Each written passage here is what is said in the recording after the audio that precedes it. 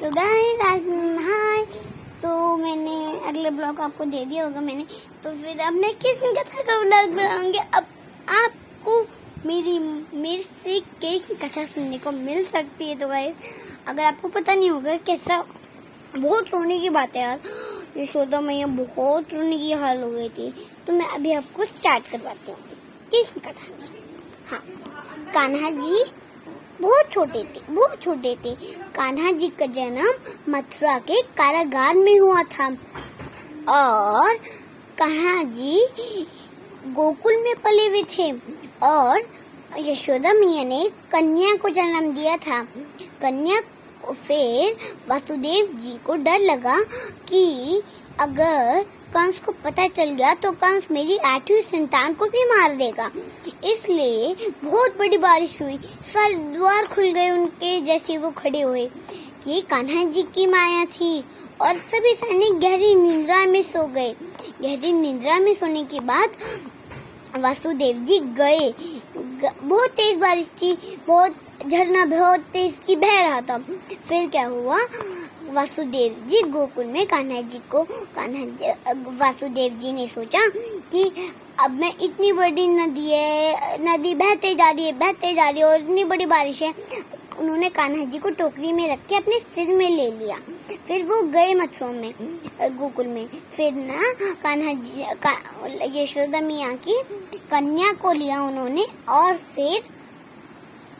फिर क्या हुआ, और फिर में बाद में यशोदा मैया की कन्या को उठा लाई।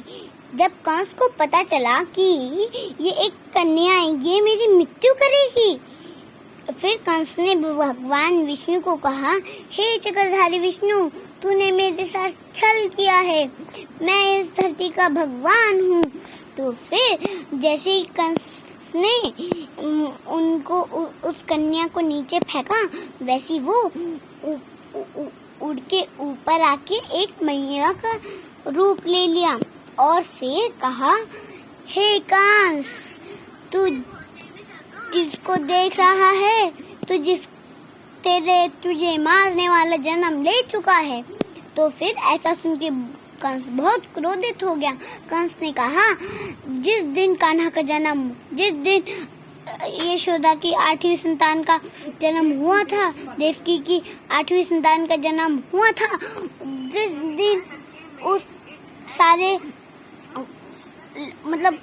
बच्चों को मार दो जिस दिन उसका जन्म हुआ था। तो फिर सैनिकों ने ऐसा किया, क्योंकि तो फिर क्या हुआ, बाद में फिर मथुरा में लोग वो, और फिर क्या हुआ, बहुत अच्छी थी। तो फिर मैया जो एक मिनट, हाँ गाइस, जो हमारी देवकी मैया थी, उन्होंने अपनी लल्ला का चेहरा तक नहीं देखा और यशोदा मैया ने सोचा, अरे ये तो मेरा लल्ला है, अरे मेरा लल्ला आ गया। भगवान, आपने मेरी ये शिक्षा पूरी कर दी, भगवान पूरी कर दी। तो फिर क्या हुआ, तो बहुत अच्छा हुआ था। तो फिर कान्हा जी थोड़े बड़े होते गए। फिर कान्हा जी को पता चला ये कंस तो पापी है कंस मेरे पापा मम्मा को परेशान करते, मारते रहते। तो फिर कान्हा जी मथुरा में गए। मथुरा में जाके कंस को मार दिया और उनको वहीं रहना पड़ा। अब उनको वहीं रहना पड़ता था ना। तो फिर क्या हुआ, यशोदा मैया बहुत क्रोधित होती थी। तो फिर यशोदा मैया बहुत सुंदर लगते थे, वो ऐसे हो गए। उनके घर में एक अन्न का दाना नहीं बना था गाइस, उनके घर में एक अन्न का दाना नहीं बना। और नंद बाबा जी कभी कभार चप्पल भूल जाते थे और कभी कभार जानबूझ के भी चप्पल भूल जाते थे कि मेरा कान्हा आएगा, कहेगा, अरे बाबा आप फिर से चप्पल भूल गए, अब मैया आएगी तो डांटेगी।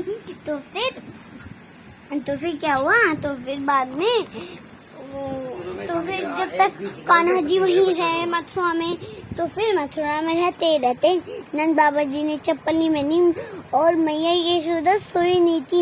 यशोदा मैया एक दिन मथुरा में माता देव जी की देवकी जी को कहा कि मेरे लल्ला को गौ माता से बनी चीज पसंद है, माखन, दही, दूध, इसलिए तुम उसको गौ से बनी चीज देना।